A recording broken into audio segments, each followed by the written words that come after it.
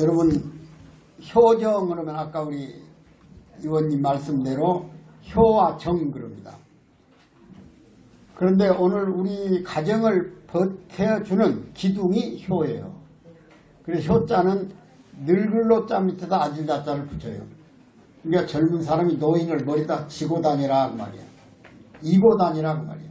요즘 다 내리놔 버렸어요. 그냥 지 맘대로 산다고 말이야. 그건 왜 그러냐면 우리가 생활이 좀 여유로우면서 사회가 복잡해지고 다 임금 근로자로 변하면서 도시로 갔어요. 그러다 보니까 과거에 동네마다 어떤 그 규율이랄까요? 질서를 지키는 그런 체계가 무너져 버렸다 그런 얘기죠. 뭐 명절 때 되면 어르신 찾아뵙고 설날이면 반드시 세배드리고는 그런 질서가 무너져 버렸어요. 그리고 모든 질서 위에 군림하는 것이 이익 집단들의 모임입니다. 이익 있는 곳에만 간다 그런 얘기죠. 그러다 보니까 이익이 없는 것은 다 해체가 되어버려요. 우리는 농경사회로부터 산업사회로 이동을 하면서 많은 규범을 잃어버렸습니다. 인간적인 격의를 떨어뜨렸다 그런 얘기예요. 여러분 옛날에 지금이나 옛날이나 제사상을 딱 보면 반드시 과일 3가지를 놓아야 돼요. 그걸 3과 그러고 지금은 5가지 과일을 놓는다 해서 5과 그럽니다만 배나 사과를 놓는 것은 근간에 생긴 일이고 과거에는 아무리 어려워도 3가지는 놓아야 돼 과일을. 그게 첫째 대추, 2번째가 꽃감, 감, 3번째가 밤이에요. 이 3가지 속에 인간을 교육하는 교재가 들어있는 거예요. 대추, 여러분 대추나무 잘 알죠? 반드시 꽃이 핀 대추나무는 열매를 맺어요. 아예 안 피려면 꽃이 안 피어버려요. 그게. 그래서 대추는 걸러요. 꽃이 피면 하나도 실수를 다 열어요. 그러니까 반드시 패백 때나 며느리 자식 놓고 대추를 던져주는 거예요. 손을 잘 번성시켜라 그런 뜻이에요. 아들 딸을 잘 낳아라 그런 뜻이에요. 그게 대추의 의미예요. 그 다음 감은 뭐냐? 감은 반드시 씨를 땅에다 심어도 그 감이 그대로 커가지고는 절대로 감이 안 나와요. 똘감도 안 나와요. 그래서 젖을 붙여야 돼요. 젖을. 짝에서 거기다 또 생명을 넣어야 된다 그런 얘기예요. 그러니까 자식은 길러라 그런 얘기예요. 절대로 그냥 안 된다 그런 얘기입니다. 해초리를 때려서라도 참감이 열도록 자식이 제대로 되도록 교육시켜라. 그래서 감을 넣는 거예요. 그 다음 밤은 왜 넣냐? 모든 생명은 씨가 썩어야만 싹이 나오는 거예요. 씨를 뿌리면 그 썩어서 싹이 나온다 그런 얘기예요. 밤은 땅에다 묻어놔도 밤 껍질만은 그대로 존재하는 거예요. 그리고 거기 싹이 나오는 거예요. 그 자체가 다 안 썩어요. 밤 껍닥은. 밤나무가 커서 이만큼 컸어도 20년 30년 후에 뿌리를 한번 캐보세요. 밤 껍질이 그대로 있는 거예요. 그건 뭘 의미하느냐 이거야. 조상이 계시다는 걸 기억해라 그런 얘기예요. 네 할아버지가 계셔서 네가 나왔다는 거예요.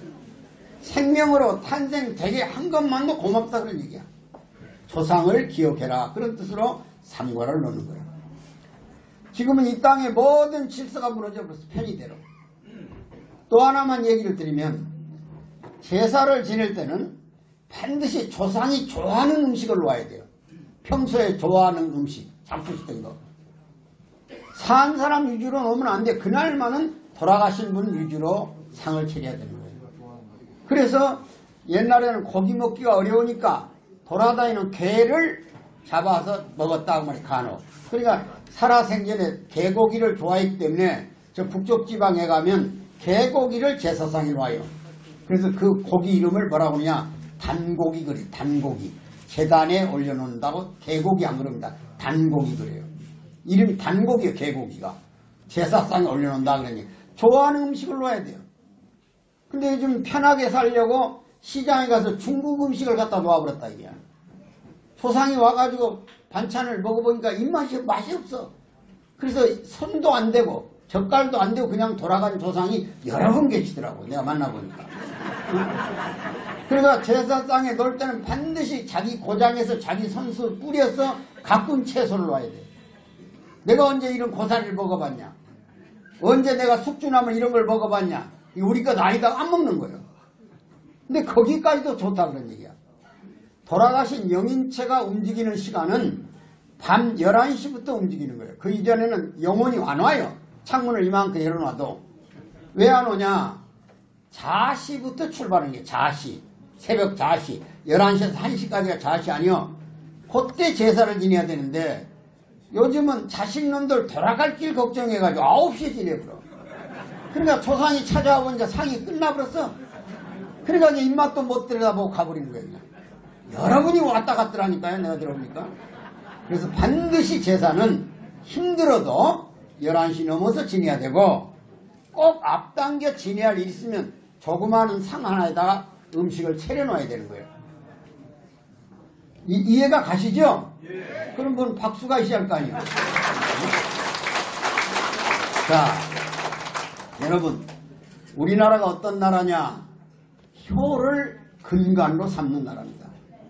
효는 부모가 자식을 사랑하는 마음하고 자식이 부모에 대해서 경애하는 마음, 존경하는 마음을 갖는 마음이 합칠 때 효가 되는 거예요. 일방적인 효는 없어요.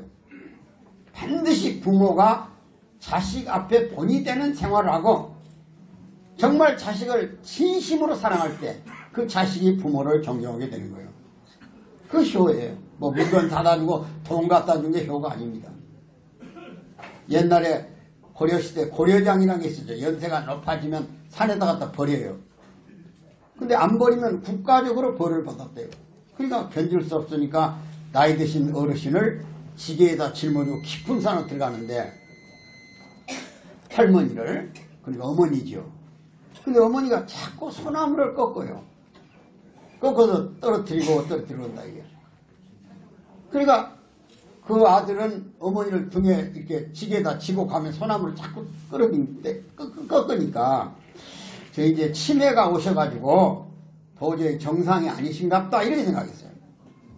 그러면 이제 산 깊은 데서 내려놓고 그 어머니한테 찰밥을 큰 덩어리로 바구니에다 담아서 너무 많이 잡수시지 마시고 한 주먹씩만 꼭끼니대로 잡수십시오. 이러고 인사를 올리고 참 슬픈 마음으로 눈물을 흘리면서 돌아와요. 국법이 그러니까. 그때 어머니가 아들놈 손을 잡더니 날이 어두워졌다. 네가 올 때는 겁없이 왔지만 돌아갈 때는 발에 힘이 빠질 것이고 갈 길이 험할 텐데 내가 너 찾아가는 길을 잊지 않도록 소나무를 꺾어서 길을 만들어 놨으니 그 소나무를 보면서 가거라. 그랬다는 거예요. 이게 자식과 부모의 효의 기본이에요. 세계 앞에 여러분이 다른 나라에 가서 대한민국을 소개해라 이렇게 얘기를 하면 여러 가지 대한민국 자랑거리가 많아요. 태국기부터 애국가부터 다. 근데 딱 하나를 자랑할 게 있어요. 그 심청전 그 CD를 하나 만들어 가지고 가시면 돼요. 그걸 틀어드려요. 심청전은 조선조 영조 시대 소설이에요. 소설. 그런데 심청이를 연구하는 많은 학자들은 심청이는 실제한 인물이었다는 거예요. 소설 속에 나온 심청이가 실제 살았다 이야. 뺑덕이 엄마도 살았고 신봉사 부인. 그럼 어디가 살았던 지역이냐? 이 전라남도 곡성군 오산면이라는 데가 있어. 오산면. 거기 관음사라는 절 앞에가 바다입니다. 바다. 이제 중국 백길로 가는 바다가 열려있어요. 거기 가보면. 거기 동네에서 심청이가 살았다 그런 얘기예요. 이것이 연세대학교 개원 100주년 기념 세미나에서 일본학자, 중국학자, 한국학자 그리고 밖에 있는 미국학자까지 와서 여러 가지 정황을 검토한 결과 심청은 실제한 인물로 밝혀졌습니다. 심청이가 그냥 소설 속에서 교훈적 존재로 있었던 분은 아닌 거예요. 오늘 아주 큰 거 공부했어요. 그래서 또 박수 한번 치세요. 지금이라도 궁금하면 오사면에 물어보세요. 심청제를 지내나 안 지내나 그 동네에서. 자, 그러면 심청이 간단해요. 아버지 신봉사의 눈을 뜨게 하기 위해서 자기 몸을 중국 가는 백군들에게 팔아요. 300석에. 왜? 절에서 얘기하기를 300석을 절에 부처님 앞에 바치면 너희 아버지 눈을 뜰 수 있다 그런 얘기예요. 그러니까 그 말을 심청이는 믿고 몸을 팝니다. 그래서 인당수에 던져졌어요. 저 인천 앞바다 인당수가 아니라 곡성에서 중국 가는 백길에 인당수가 있다는 것도 그냥 우리가 가설로 거기를 그렸지. 그 뱃속에서 이제 백군들이 데려다가 바다에다 던졌어요. 재물로. 근데 재물로 들어간 심청이는 반드시 바다의 물고기가 먹게 돼 있어요. 바닷속에 얼마나 험한 물고기들이 많아요. 상어로부터. 그런데 물고기들이 안 와요. 심청이 앞에. 원치 효성이 강하니까 물고기도 감동을 받아가지고 접근이 안 되는 거예요. 이게 영국에 전달됐다 그런 얘기야. 땅에서 죽은 자가 하나 왔는데 물고기가 접근 안 하니 이 사람이 보통 사람이 아닐 것 같다. 그 용왕이 불러다가 사연을 들어보니까 효의 최고의 극치에 있는 여인이다 그런 얘기야. 그래서 그 용왕에서 회의를 해가지고 심청이를 다시 부활을 시켜요. 땅으로 올라가라. 근데 보통 사람으로 올라오면 문제가 크게 안 일어나니까 그 용왕이 심청이를 황후 왕의 부인으로 점을 찍어서 올려보냈다 그런 얘기야. 황후가 된 거예요. 심청이가. 그러니까 황후가 되니까 권력이 있고 부가 있고 다 있잖아요. 그래서 얼른 생각하기를 아버지 신봉사의 가슴 아픈 사연을 너무 뼈저리게 알고 있기 때문에 전국 맹인을 불렀어요. 잔치를 해주려고. 아무리 눈을 감고 살지만 그래도 맹인들에게 기회를 한번 줘야 되겠다. 그래서 왕실에서 잔치를 했다. 전국에서 수백 명이 왔어요. 기록을 보면 김제수도 7분이 올라갔어. 맹인 여기서 갔는지 몰라도. 기가 막힌 거예요. 그리고 이제 황후가 단상에 서서 맹인들 앞에 인사를 올리려고 딱 무대에 올라가 보니까 저 끝자리에 자기 아버지 신봉사가 지팡이를 짚고 엎드려 있다고 해요. 얼마나 충격이 받았겠어. 300석을 바쳤으니 눈을 뜬 줄 알았고 눈을 떴으면 이 자리에 안 와야 돼. 봉사만 불렀으니까. 근데 여기 와 있다고 말이야. 그래서 인사하고 뭐고 집어치우고 버선발로 달려간 거야. 달려가서 아버지를 붙들고 아버지 하고 불렀어요.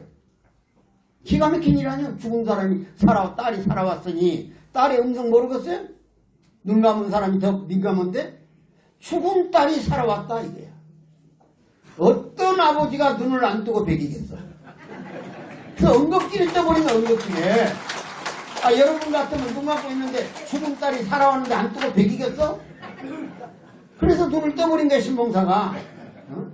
그러니까 부처님이 거짓말한 건 아니지. 좀 기다려서 그러지. 그러니까 여러분도 불공을 열심히 드리면 그런 기적이 일어나는 것 같더라고요. 그런데 더 놀라운 것은 신봉사만 눈을 떴으면 얘기는 끝입니다. 근데 그때 맹인잔치 온 사람들은 죽은 사람이 살아갔다니까 궁금하고서 안 하겠어. 그래서 한꺼번에 다 떠버린 거예요. 요즘처럼 스마트폰이 있었더라면 전국 맹인이 다 떠볼 겁니다. 그날 왕실에 와서 잔치에 왔던 맹인은 다 뜬 거예요. 자, 인류가 역사를 시작한 수만 년 이래로 죽은 자가 살아왔다는 기록은 없습니다. 성경에 다만 예수님이 드문드문 누구를 살렸다고 그래요. 나사로니 누구니? 그건 성경이고 실제 역사 속에 살아서 온 분은 심청이 딱 한 사람이에요. 여러분 윤희상이라고 하는 유명한 작곡가가 있어요. 경상도 통영 출신. 그분이 유럽에서 세계적 작곡가예요. 1974년 뮌헨에서 소위 그 세계 축제, 세계 올림픽이죠. 올림픽이 있었습니다. 74년에.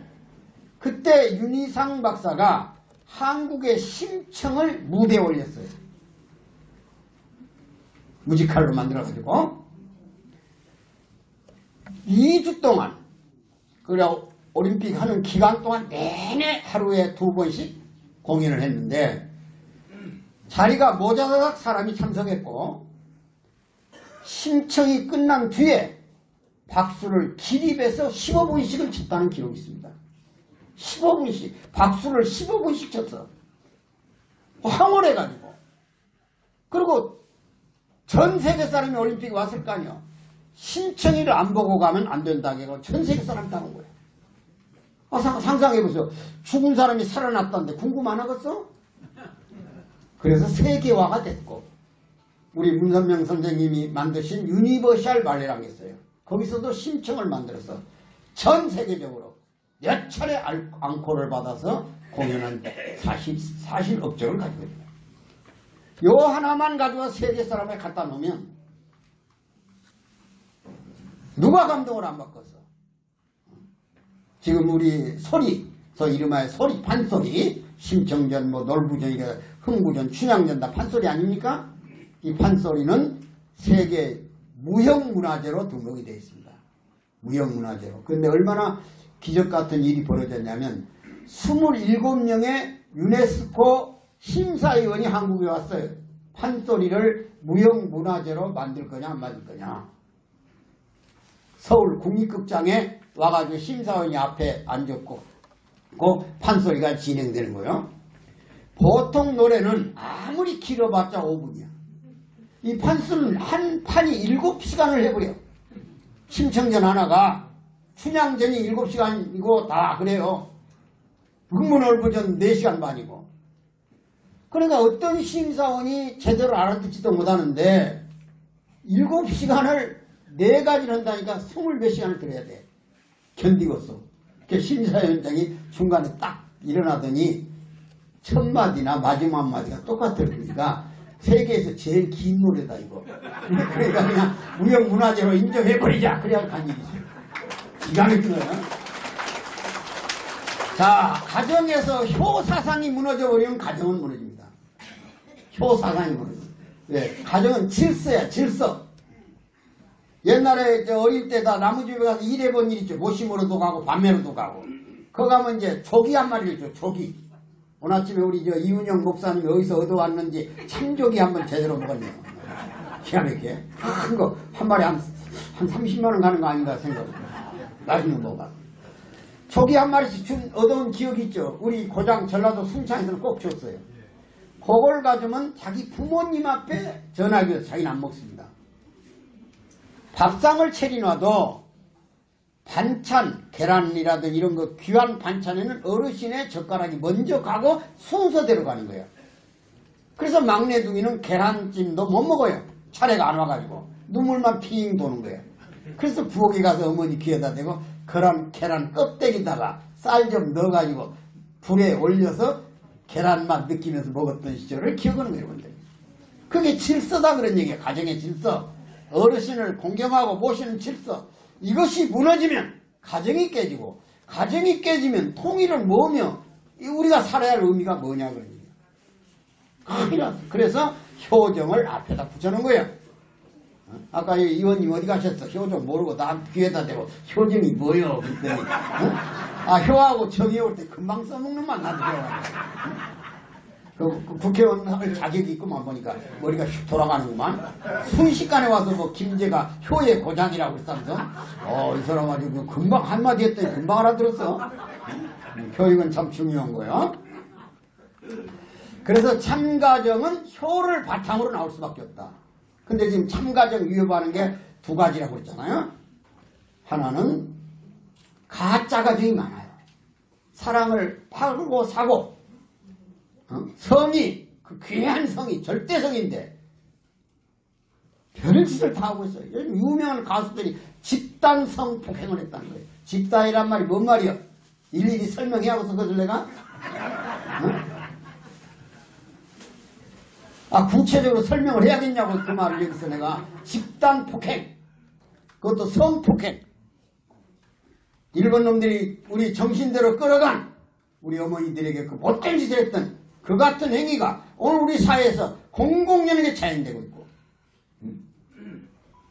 그 다음에 저출산, 적어도 가정이라는 것은 여러분들 잘 알지만 두 분이 하나 되는 게 가정 아니요. 남녀가 양성이 하나의 합성을 만들어서 미래지향적으로 가는 것이 가정인데, 가정하고 가족하고의 개념을 여러분이 바꿔야 됩니다. 가족은 한 솥에서 밥을 먹고 사는 혈연적 집단이에요. 그 혈연적 집단을 조금 넘어서서 사회적 공동체를 이루는 기본 단위를 가정이라고 그러는 거야. 그 가정은 가족의 상위 개념이야. 그래서 여기 참가정이라는 말을 쓸 때는 자기 집만을 건강하게 하는 것이 아니라 그 자기 집을 넘어서 이웃과 함께 살아가는 공동체적 가정의 의미를 설명하고 있는 거예요. 가정. 이제 알았구만. 박수나 줍시다.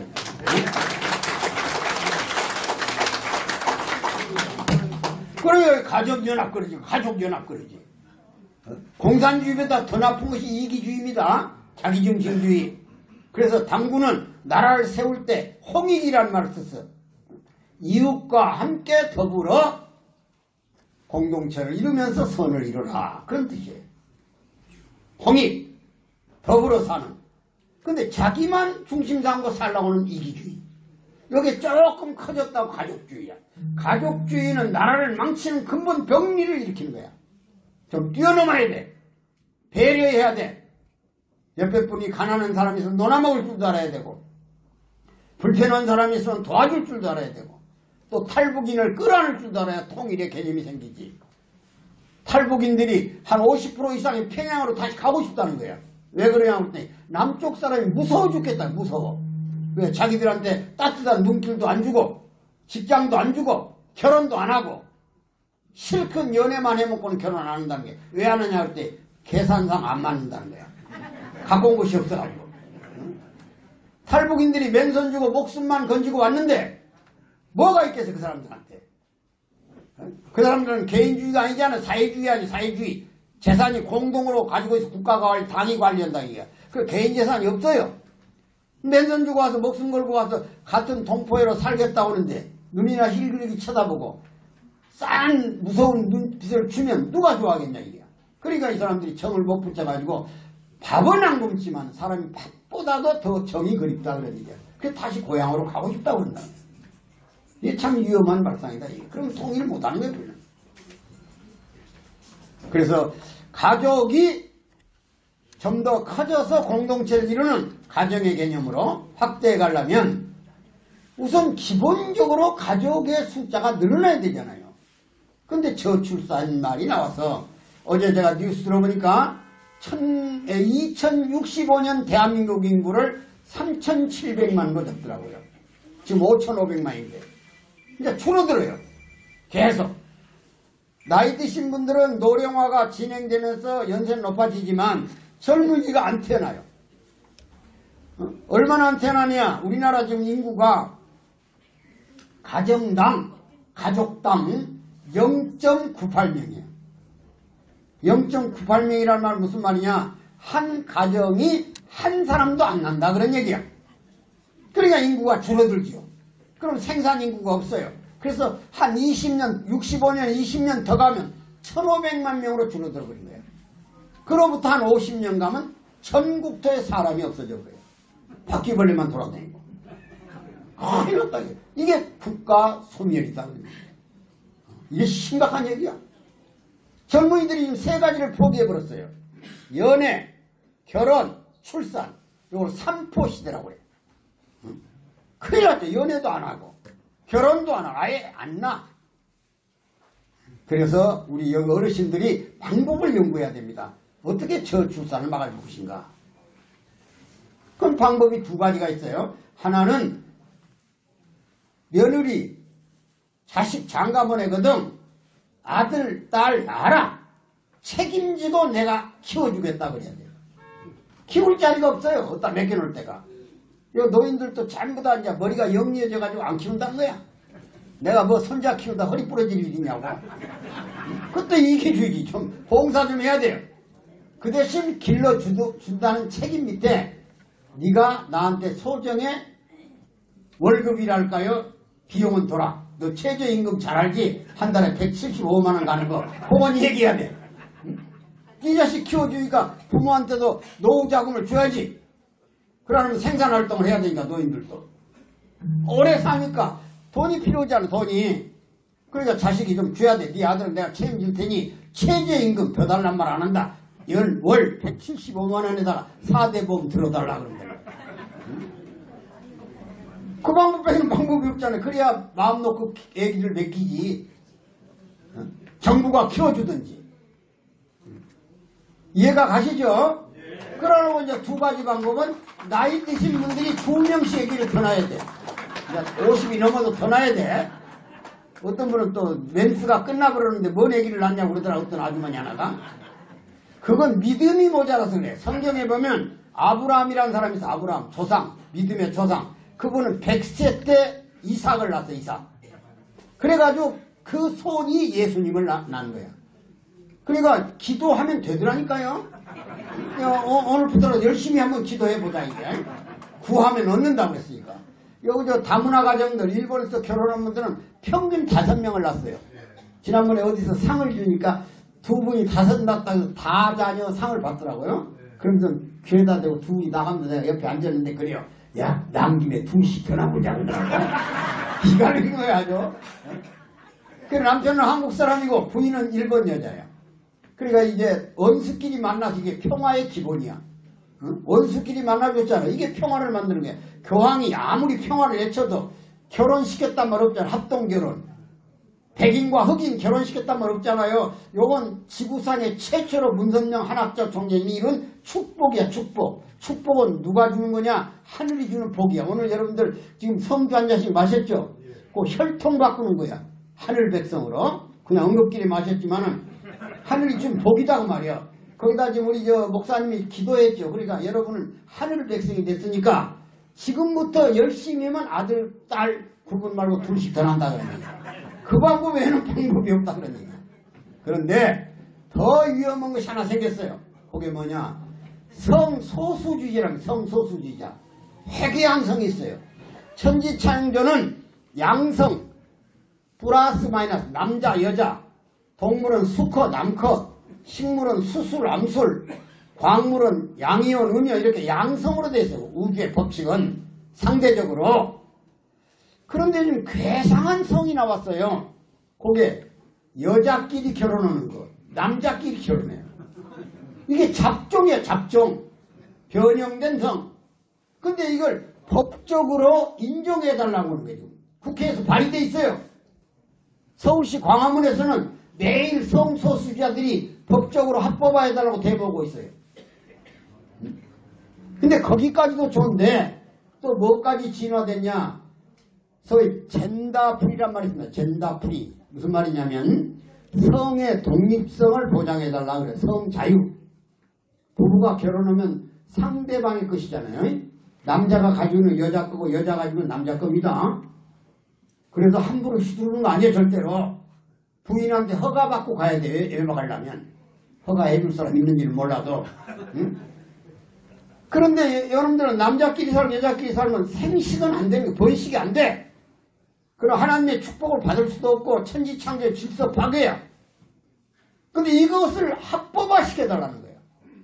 거기서 좀 더 나가가지고 성은 독립된 것이니 전혀 관여하지 말라 그러는 거예요. 부부간의 외박에 대해서 얘기하지 말라는 거야. 남자가 가서 다른 여자를 만나 살든 또 다른 여자가 다른 남자를 만나든 내 거다 이게 내 거. 당신이 간섭해서는 법으로 걸린다는 거야 이게. 부모가 뭐 큰 자식 보러 결혼해라 그거 못한다는 그 말. 이런 회귀한 법을 만들겠다는 거야 이런 자식들이. 여기 국회의원 있으면 정신 차리라고 할 건데 말이야. 이렇게 되면 어떻게 되겠어 이 세상 질서가. 하나님의 도전은 가난. 여기 교회 나가시거나 부처님 믿는 사람들은 천지창조가 양성의 원칙, 상대성의 원칙 이외에는 없어 성이. 태초에 음양지도에 음양지도 음양이 있어. 그것이 도야. 도의 근본이 음양이라고. 이성성상 성상형상. 이거 천지창조의 원칙인데 이걸 깨가지고 회귀한 법을 만들겠다는 거예요. 이게 여러분들 가능합니까? 있어서 되겠습니까? 안 된다고 말이야. 안 돼. 무슨 법으로 보장을 해? 이 파괴운동을 종교가 일어나서 해야 되는 거야. 하나님의 질서에 도전했으니까. 이렇게 되면 가정이라는 개념이 없어져 버려요. 또 어떤 분은 손들던 질문이 있다고 그래. 뭐냐고 그랬더니 옛날에는 60에 70에 다 죽으니까 한 번만 결혼했지만 이제 120세까지 사니까 중간에 결혼을 한 번씩 더 만들어야 된다는 거야. 백이라는 놈들이 있더만. 응? 그런데 몇 사람이 또 좋은가 입을 벌리고 있어. 또 한 번 결혼한다니까 좋은가 봐. 이런 인간의 자의적 해석, 절대 성의 개념이 무너지는 거야. 이게 큰일 났다 이게. 자, 그래서 우리 희망이 있느냐? 이거 우리는 전통적 인간의 기본 자세를 알아야 됩니다. 근데 그 중에 제일 잘못된 게 우리 교육입니다. 교육. 교육을 통해서 아까 사람이 된다고 그랬잖아요.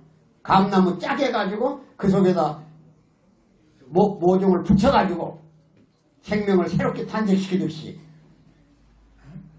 그래서 맹자가 오지금은 맹모 삼천지교란 걸 얘기했잖아요.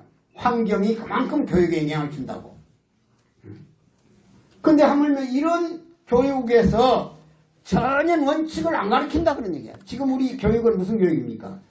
지식을 가르치는 교육을 해요. 지식. 그 다음에 두 번째는 기술을 가르치는 교육을 해요. 기능공도 양성하고 또 예능, 예체능, 체육도 하고 뭐 올림픽도 나가고 메달도 따오고 이런 교육을 합니다. 근데 뭘 못하느냐? 인격 규범적 교육을 못한다 그런 얘기예요. 규범적 교육. 인간이 어떤 존재냐? 도덕적 존재, 윤리적 존재라는 교육을 못 시켜요. 그렇다고 해서 부모들이 시킬 수 있냐? 지금 사회가 가정에서 교육을 시킬 수 있는 환경도 못 돼요. 그래서 교육제도는 근본적으로 심정, 천지창조의 주인공 되시는 하나님의 심정, 정을 상속받아가지고 사람을 먼저 만들어야 돼요. 저희가 여러분들 아무리 출세해서 학박사 받았더라도 제일 교육 중에 핵심이 뭐예요? 사람이 먼저 되라 그런 거예요. 사람. 간혹 가다 보면 사람 중심 경제 뭐 이런 말 써놨죠? 이것도 중요하게 또 조심해야 됩니다. 왜냐? 북한의 김일성 주체 사상의 핵심 사상이 사람 중심 사상이에요. 김일성도 그건 알았는가? 근데 지가 중심이라는 거예요. 그건 건방진 거야. 사람은 중심이 될 수 없어요. 신의 영역이 있고 인간 영역이 있는 거야. 신과 인간이 합쳐져서 세상이 완전한 거지. 응? 사람의 육체적 동물적인 이것만 가지고 있는 거야. 영혼을 가지고 영혼. 영혼이 없는 사람이 없어요. 응? 이 영혼이 뭐예요? 혼. 너. 옛날에 동네에서 어르신 가려면 대나무 피자루 같은 불이 멀리 없어 나가자 며칠 전에 혼이 나갔다 그 말이야. 그래서 저 집에 초상 날 것 같다면 나는 거야 틀림없이. 응? 그래서 무덤을 묻으면 3년간은 이장을 해서는 안 돼요. 육신과 영혼이 분리를 안 돼. 왔다 갔다 해. 한 3년 되면 떠나니까 그때는 옮겨도 되는 거야. 다 천지이치가 그렇게 돼서 어른들이 연구해 놓은 거지. 혼을 거부할 수 있냐고요, 영혼을. 응? 그러니까 인간은 이중구조란 말이에요. 물질적 구조하고 정신적 구조, 영혼적 구조가 있어요. 이걸 공산주의자 되면 부셔버렸다는 얘기야. 그래서 물질이 최고다 그러면. 물질이 최고인 것까지 그따구 주장하는데 김일성이가 지가 최고라고. 모든 것 김일성 백두혈통에서 이루어진다. 이 못된 짓을 하고 있는 거야. 김정은이가 사람 같으면 남쪽에 올 때 반드시 사과하고 와야 돼. 뭘? 최근에 있었던 천안함 폭침, 연평도 포격, 그것에 대해서 남쪽에 상처 준 걸 미안하다고라도 와야 돼. 북한 사람 굶겨 죽인 것도 지금 기가 막힌 얘기인데 말이야. 대목장이 들어가고. 그래서 우리는 통일을 어떻게 할 거냐? 물론 평화 통일해야 되겠죠. 그러나 북한식 통일은 안 된다 그런 얘기야. 왜 안 되냐? 자유가 없기 때문에. 인권이 없기 때문에. 민주가 없기 때문에. 복지가 없기 때문에 안 되는 거예요. 그래서 우리 헌법에 명시되어 있는 자유와 민주와 복지와 인권이 보장된 우리식의 통일이야지 북한식 통일을 허락할 수 없다 그런 얘기야. 여행 자유도 안 되고 사상에 대한 비판도 못하고. 응? 북한이 그런 거 있어요? 자기 고모부 장성택이 권력 앞에 도전했다고 집단주의 지도체제를 생각했다고 해가지고 기관단총으로 1분에 1,500발랑으로 갈겨버렸다고. 그 다음에 김용진이라고는 교육부총리 김일성 연설 도중에 안경 닦았다고 총살시켜버렸다 이게. 김정은 연설 전에. 그 다음에 이영일 인민군 참모총장 이 사람 졸았다고 죽여버렸다 이게. 사람 하나를 죽이려면 철저한 재판 절차가 있어야 되는 거 아니에요. 우리나라는 사형시킨 사람 없어요. 제도로 있어도. 그 무기로 있다 나오는 거예요 사람이. 근데 이놈 자식은 몇 천만을 몇 백만을 죽여버리고도 미안한 줄을 몰라. 배급도 안 준 놈이 미안한 줄 알아. 북한 사람 탈북자들한테 미안한 줄 알아야 할 거 아니야. 그런 놈하고 상대해가지고 원수끼리라도 만나야 된다고 우리 문재인 대통령 열심히 돌아다니는데 북한 가면 또 귀에 들리기 좋은 말을 해주고 또 미국 가서는 미국의 원칙이 안 따를 수도 없고 그러니까 왔다 갔다 하다 오지랖이 넓은 사람이라고 평가받아 그렇더만 그냥. 그게 얼마나 고생하겠어 저 대통령. 우리 국민이 확실한 통일관을 가져야 돼. 평화적으로 통일하되 자유와 민주와 인권이 보장되는 통일해야 된다. 이게. 동의하십니까 안 합니까? 그러면 인권이란 뭐냐고요. 인권. 인간이 기본적으로 살아갈 수 있게끔 보장받는 권리가 인권이야. 그 중에 뭐까지 들어가냐. 재산권까지 들어가요. 재산권. 여러분이 노력해서 땀 흘려서 번 돈을 국가가 못 가져가. 자기 거야. 그걸 뭐라고 그러냐. 천부적 권리 그러는 거야. 하늘이 나한테 부여한 권리다. 근데 하늘이 없어 거기는. 그래서 북쪽에다도 하늘을 가리켜주는 하늘을 가져야만 통일이 생겨나는 거예요. 이게 신통일 한국이라는 말을 쓰는 거였어. 신통일하면 인간 마음대로 통일하는 게 아니다. 신이 개입해서 하나님의 영역을 북한 사람들도 분명히 알아야만 남북의 동일한 가치관이 생겨. 가치라는 것은 자기가 신앙하고 있는 신앙의 바탕에 생겨나는 거야. 어떻게 살 것이냐의 방식이 가치관이야. 알아듣는지 못 알아듣는지 모르겠네. 시간을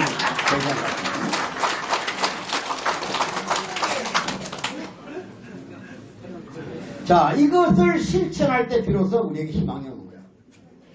통일은 해도 되고 안 해도 되는 문제가 아닙니다. 갈라져 살아야 할 이유가 하나도 없죠 우리가. 일시 공산주의 바람 때문에 북한의 소련의 힘을 빌려가지고 김일성이가 생겨나서 북쪽을 통치하게 됐고 남쪽은 좋든 나쁘든 우리는 지금 초대 대통령 이승만을 기억해야 돼요. 이승만의 공과를 따져서라도 그분이 지금 우리를 살게 한 기본적인 국가의 기틀을 만들어서 그 다음에 중요한 것은 미국과 행정협정 맺고 안보협정 맺어가지고 대한민국의 안보를 미국에 맡겨놨기 때문에 우리가 경제를 이만큼 일으켜놓은 거야. 만일 미국의 힘이 없었으면 우리가 이렇게 경제적으로 발전할 수 없어요. 제가 이번에 미얀마라는 나라 갔다 왔어요. 미얀마, 버마. 옛날 우리 어릴 때 제일 좋아하는 나라, 그리워했던 나라가 필리핀하고 버마야. 왜 필리핀을 좋아했겠어요? 61년에 장충체육관 알죠? 장충체육관. 동국대학교 앞에 있는. 그 다음에 미국 대사관 있죠? 강화문에 있는. 그런 큰 건물을 필리핀 건설회사가 지었습니다. 우리나라 기술로 못 지어요, 그 당시에. 그러니까 필리핀이 상당히 좋은 나라인 줄 알았고, 미국의 사지스봉 하나 입으면 얼마나 기가 막혔습니까? USA가 붙으면 다 좋아. 그런 우리나라가 세계 지금 경제 10위권에 들어와 있어. 풍요로워요. 막노동 하루만 해도 12만원 벌어. 간식 다 주고 전화할 시간 내줘야 되고 아침 8시 시작해서 12시 점심 잘 먹여야 돼. 간식도 줘야 되고 저녁 5시 되면 딱 일어나 버려. 조금 더 하시면 안 되냐고 그러면 하는 말이 있어. 몸으로 벌어먹고 사니까 그러지 말라고. 할 말이 없어. 게을러서 못 살지 부지런하면 산다고 말이야. 이만큼 당군 이래로 잘 살아본 적이 없어 우리가. 이 풍요를 이제 북한에도 좀 줘야 되겠다 그런 얘기야. 근데 이 정부는 통일을 정치적 계산으로 하려고 한다 이게. 안 돼. 정략적으로 하려고 하니까 국민이 주인이 돼야 돼. 흔들지 못하도록. 통일은 일관되게 가야 돼. 동서독처럼. 이런 점을 여러분이 잘 아시고 통일을 이루어야만 비로소 미래가 또 보이는 거예요. 그건 누가 하느냐? 인간만이 안 돼. 신이 들어와요. 신이. 하나님이 때를 가르쳐야 돼. 천기, 때가 이루어져야 된다. 그런 얘기예요. 여러분 독일 통일이 그냥 된 것 같습니까? 독일은 1989년 잘 들으세요. 10월 7일 날 동베를린, 동서독을 갈라놨던 베를린을 그 반대쪽 동쪽이 동베를린이에요. 동베를린은 유럽에 있는 공산국가 가운데 제일 잘 살았어요. 그때 당시 6,000불 정도 됐으니까. 북한은 지금 1,200불 되고. 그런데 그날 동독 공산당 창설 40주년 기념식이 있었어요. 10월 7일 날 거기에 고르바초프도 참석했고 세계 공산당 장수 27명이 참석했어요. 거기서 호네커 수상이, 동독 수상이 손을 높이 들고 동독은 승리했다. 동독 공산당은 영원하다고 그랬어요. 영원하다고. 그 인간의 마음이야. 그로부터 한 달이 다 안 되는 11월 9일 날 베를린 장벽이 무너져 버렸다고 그랬어요. 기가 막힌 거예요. 영원하다고 했는데. 그때 독일의 콜 총리는 폴란드 바이엔사하고 회담을 하려 거가 있어요. 베를린 장벽이 무너졌는데. 급거 전화를 받고 비행기를 다시 타고 왔어요. 기자들이 한 600명 모였어요. 통일이 시작됐냐고. 그 사람이 성질을 냅니다. 통일이 우리 생각대로 하루아침에 되느냐? 아니다. 앞으로 지금부터 시작해서 20년을 국제사회를 잘 관리해가지고 가면 통일로 갈 것이다. 20년. 근데 정확하니 90년 10월 3일에 통일됐어요. 1년이 안 돼서 352일이 됐어요. 그 인간 마음대로 됩니까? 다시 기자들이 몰려왔어요. 콜 총리, 당신 통일이 20년 후에 된다더니 어떻게 된 거냐 그랬어요. 그러니까 콜이 자리를 팍 차고 일어나서 이렇게 대답을 합니다. 뭐가 뭔지 모르겠다. 이게 마음이야. 신이 통일을 간다고. 내가 어제 누구 얘기를 들어보니까 그때 동서독 통일을 제일 반대한 사람이 영국의 그때 당시 그 대처수상 이분이 미국에 가서 부시를 만나가지고 사정을 했더만 독일을 통일시키면 또 전쟁이 일어난다고. 구라파 전쟁이라고 알잖아요. 구라파 전쟁. 하도 독일이 전쟁을 잘하니까 여러분을 갈라놔버린 거야. 힘을 빼보려고. 근데 합쳐주면 또 전쟁 난다. 그래가지고 영국 총리가 미국 가고 소련 가가지고 독일 통일을 반대했더만. 근데 부시나 소련의 총리도 때가 된 걸 어떻게 하느냐. 서독이 재빠르게 소련군 철수 비용을 다 대고 동독에 와 있는 군대가 한 9만 명, 아니 90만, 45만 명 됐으니까 이 철수 비용, 제대 비용까지도 서독이 다 대줬더만 246억 불을 돈이 있어야 됩니다. 그러니까 고르바초프는 그렇지 않아도 이제 자기도 주둔비도 자기가 돼야 돼. 그럼 무슨 돈이 있어? 그러니까 돈을 준다니까 전부 데려다가 제대시켜버렸다. 그 기회를 타와요. 그리고 통일을 방치해버렸어요. 이게 역사의 흐름입니다. 콜 총리는 금년 3월 달에 죽었습니다. 그는 해고로 광고를 남겨놨어요. 뭐라고 써놨느냐 이렇게 써놨어요. 독일에게 하늘이 통일의 문을 열어줬고 동서독 시민들은 그 문으로 재빠르게 들어왔다. 기회를 놓치지 않았다. 지금 한반도도 주변에 네 나라가 아까 통일 원하지 않는 겁니다. 안 해요. 뭐 일본이 원하겠어요. 여기 누굽니까? 러시아가 원하고 중국이 원하고 미국도 통일 원하지 않는 거야. 다만 분단 상태를 그대로 두면서 평양에다가 트럼프 건물 하나 짓고 맥도날드 빌딩 하나 만들면 그만이야. 미국은 한반도의 긴장을 고조화시키기까지는 안 하더라도 적당량의 긴장을 유지하면서 동북아 일대 내지는 동남아까지가 미국의 핵 우산 밑에서 안주하기를 바라는 거예요. 다만 북한의 핵은 폐기해야 되는 거예요. 북한이 핵을 가졌다고 하는 순간 일본 핵무장, 한국 핵무장, 대만 핵무장, 인도네시아까지 쫙 필리핀까지 핵무장하는 거예요. 그럼 미국이 관리가 안 돼. 잘못하면 중국 세력권에 들어와 버린 거예요. 그렇기 때문에 중국하고 패권을 다투는 시점에서 한반도는 적당량의 분단을 유지하면서 북한하고만 수교를 하려고 하는, 이걸 이름하여 미국 말로 투 코리아 팔리시 그러는 거예요. 투 코리아 팔리시, 두 개 한국 정책. 이걸 확실히 알아야 돼, 우리가. 이런 상황에서 우리가 이 시대에 갈등하고 우리끼리 갈라지고 또 남북 간의 어떤 대립 구도를 강하게 가져가면 주변 국가가 우리를 이용해가지고 자기들의 울타리 역할, 미국은 한국을 앞세우고 중국은 북한을 앞세워가지고 적당량의 세력 균형을 유지하면서 자기들의 이익을 추구하려는 국제정세 흐름을 우리가 정확히 알아야 돼. 구한말이나 똑같은 거예요, 지금. 그래서 이 시대에 분명히 한반도의 운명을 우리 스스로 결정짓는, 그리고 절대적 하늘의 힘을 빌려서 요 기회에도 기회의 창이 있다. 동서독처럼 재빠르게 통일을 해서 강한 국가를 만들어야 할 책임이 우리에게 있기 때문에 지금 희망을 보는 전진대라는 거예요. 우리는 지금 경제를 여기까지 발전시키는데 여러분들이 노력했어요. 독일 가서 광고도 하고 뭐 원양어업도 타고 뭐 전쟁터에 가서 월남전에 가서 총칼 막 휘두르 날아서 경제를 발전시켰다 이거.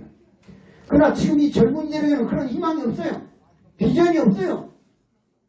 그래서 이게 통일을 해야 또다시 한강의 기적처럼 대동강의 기적을 만드는 거예요. 근데 지금 우리나라에서 제일 개판 치고 있는 게 정치야. 이 정치꾼들. 어제 이제 한강에 거지하고 신부하고 국회의원이 빠졌더라고요. 길 가다가 비온 날. 그러니까 119가 와가지고 제일 처음에 국회의원을 건져버렸어. 그러니까 또 시민들이 막 항의를 해서 간 김에 놔둬버리 왜 건졌냐고. 그때 119 구조대원 얘기가 일리가 있더라고. 한강 오염시킬까봐 일찍 건져버렸다. 거지보다 더 지저분하다는 거야. 나라가 망해도 싸우는 거야 이것들이. 왜 그러냐? 정치 구도가 잘못된 거야. 민주주의는 형제주의 이념이야. 형제주의, 수평주의. 그러니까 민주주의를 하는 나는 반드시 국가의 중심을 하나 세워놔야 돼. 이것이 일본의 천황이고 영국의 여왕이야. 미국의 성경이고 말레이시아의 국왕이고 태국의 국왕이야. 그래서 여야가 없이 하나의 중심이 선두에 정론을 피고 서로 싸워야 국가가 존재하는데 우리나라는 당군도 안 계시고 명성황후도 없다 이게야. 이 나라에는. 그러니까 나라가 망해도 정권을 탈취하는 수단으로서 정치를 이용해 먹고 앉는 거야 이들이. 무슨 놈은 국회의원이 300명씩이나 있어. 저번 나라에서 한 사람이 보좌관을 7명 8명 쓰면서 말이야. 이 개판 치는 거야. 100명이면 되게 100명. 100명도 많아. 3명만 해도 돼. 괜히 지역감정만 익히나 지역감정. 응? 예를 들면 김지하고 부안하고 선거구를 만들어 놓으면 죽었다 깨어나도 부안 사람은 안 되게 돼 있어. 확 돌아버리니까 민심이. 내 고향 순창하고 남원하고 지금 붙어있어. 선거구가 순창은 인구 3만 남원은 9만 명이야. 죽었다 깨어나도 순창서는 정치인 안 나와. 해봤자 안 되니까. 그 경계를 못 넘어가는 거예요 절대로. 지금 저 기초의원이라고 있죠. 저 시의원 면이면 이것도 통을 두서너 개씩 묶어가지고 하나씩을 뽑으면 큰 면에서 나와서 당선되니까 괜히 면끼리 갈등을 일으켜놨다. 정치가. 정치는 화합을 하고 이익을 추구하는 사람이 모임인데 이것이 더 분열시키고 국민을 전부 갈등 구조로 만들었다. 이게. 응? 이런 정치를 바꿔라 이게. 바꿔. 무슨 놈은 저 인사청문을 해봤자 대통령이 마음대로 해버린대. 맨 민심만 사납게 앉았지. 그러니까 솔직히 말해서 정치를 바꿔야 돼. 그럼 정치는 어떻게 바꾸냐? 간단한 거예요. 정치는 첫째 여러분이 혈연이나 연고주의로부터 벗어나야 돼. 연고주의. 지역감정 없애라 이게. 무조건 전라도는 누구 찍는다 이런 짓 하지 말라는 거야. 개개인이 성별해가지고 완전히 리더십 있는 사람, 지도력 있는 사람 엄선해라. 엄선. 여러분이 뽑아놓고 후회하면 뭐해? 여러분이 찍어놓고 손가락 두지는 뭐냐고. 찍을 때 잘 찍어야 돼. 그리고 지도자를 식별하는 능력을 길러야 돼요. 시민의식. 중요한 거야. 그래서 정치도 이제 민주주의를 뛰어넘어가지고 신정주의, 신과 인간이 함께하는 정치. 그래서 겸허한 마음으로 정말 국민에게 무슨 이익을 갖다 줄 것인가. 전라도에서 똑똑한 사람 하나 뽑아야 새만금 사업이 시작된대요. 구호만 해쳐놓고 아무것도 안 하면 뭐해? 저기도 미국의 하와이나 라스베가스처럼 중국의 사람들 끌어다가 돈 쓰는데 도사들이야. 중국이 돈 떼거리로 많아. 공산당 하면서 막 뇌물 받아먹고 막 창고에다 꽉꽉 채워놨어. 와서 밤에는 와서 도박도 하고 돈도 좀 쓰고 가기에는 이런 속된 말로 좀 유흥도시 만들어가지고 자본을 끌어내야 돼. 무슨 놈의 규제가 그렇게 많아 이 나라가. 땅만 파놓고 지금 몇십 년이야 지금. 이런 정치의 새로운 시대, 정말 국민 앞에 뭘 가지고 새롭게 만드냐. 이건 바로 신정시대가 나와야만 하나님과 인간이 함께 조절하면서 미래를 예측하고 이 젊은이들에게 희망을 주고 조국의 통일된 조국이 세계의 중심이 돼서 이 주변 국가를 돌아가게 만들어줘야 돼. 그것이 평화의 이상이고 사랑입니다. 그것이 참가정에서부터 나온다는 거 오늘 여러분들에게 간절하게 호소하는 거예요.